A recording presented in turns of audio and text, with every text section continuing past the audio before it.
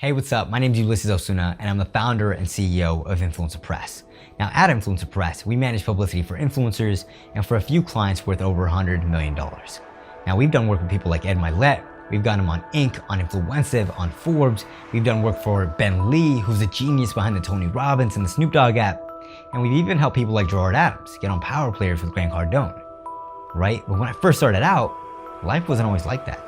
In fact, I didn't even know what online marketing was. And the way I got introduced to it was by shady marketing. So I was on the interwebs one day and I saw an ad, right? And this guy was selling me on the dream. He showed me his fancy car, his beautiful wife, his family, his big house. And at 17 years old, I wanted that, right? I wanted that dream. And coming from a town of 10,000 people, you just don't see that. If I'm not able to envision that in my head, that type of life was possible, then how in the world will I ever be able to go for something like that? Right? It just didn't come to mind. But that was the start of my journey. Now at the time, I couldn't afford his consulting, right? Because he was telling me if I looked over his shoulder, I'd become a multi-millionaire.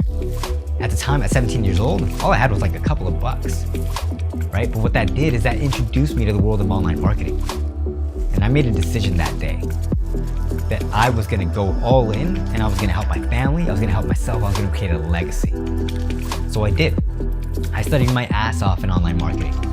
I researched everything and anything that was possible, right? And at the time, when you do your research in online marketing, you're bound to find this guy called Neil Patel, right? He dominates the search engines.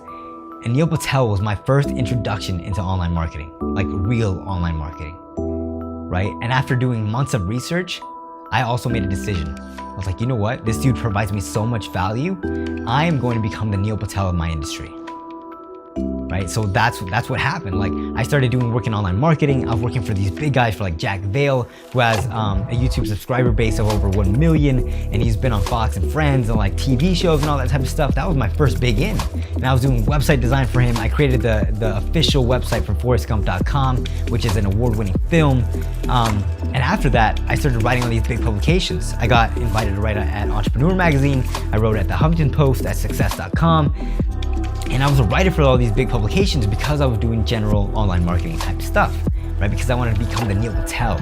Like I was to the point where I would go to a big company or a company of like 7 to 8 people and I would say, I will outwork your entire marketing team and then you have me on, right? So I would prove myself first before I ever got paid.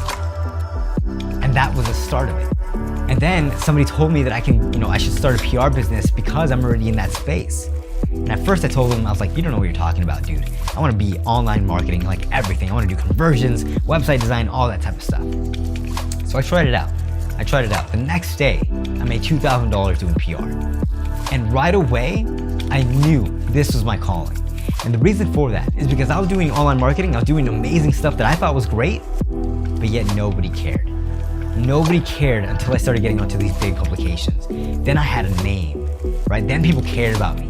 Then people started giving me the time of day. And when people give you the time of day, your success rate just automatically increases, right? And it aligns with everything that I wanted to do. And I used to talk to my dad a lot because he would always want me to go the hard way, right? But getting on these publications, if you're good at what you do, is a growth hack to that type of stuff. You don't have to climb the corporate ladder, right? You don't have to go the hard route because it's literally cutting off years of manufacturing, of building your personal brand. Because you create trust with your consumer, you create trust with your client, and essentially it's like those publications are endorsing you and they are prestigious publications, right? And nobody cared what I was doing until I got on them. So that's when I knew this was my calling. If I was gonna be the Neil Patel of my industry, it was going to be PR, right? It was super unsaturated. I was already doing amazing work in the space. I was working with every single influencer possible because I knew if it was unsaturated, if I was able to align myself not only with these publications, but with these influencers, then I automatically get the rub-off effect, right? I'm a big fan of positioning, and that's what these publications do for you. I knew that if I aligned myself with these big people, I would also be known as one of them, right? And in every single type of business that I try to make, I always try to do positioning at first because it literally provides you something that just other stuff wouldn't be able to, right? You win from the beginning. That's why my business is called Influencer Press, because I knew if I did press for these influencers, I'm not working with the mom and pop shop. I'm working with people like Ed Mylett, right, who's huge. And that's the type of stuff that I want to share with you guys, that I want to share with everybody else. So you don't have to go the hard route. Everybody glorifies the hustle, but the hustle is not where it's at. It's a flawed mindset, right? My dad would want me to work out in the field so I know, so I can empathize with him what it would be like to work hard. But I know it's going to take hard work, right? I know that type of stuff. I don't have to do that stuff to empathize, right? You don't have to do a lot of the stuff that you think you need to do, right? For me, it's a big thing. Like, you can take the shortcuts as long as you know what you're doing and as long as you are an expert in your field, right? And that's what happens. Life gets easier. You get handed the ceramic cup instead of the styrofoam cup.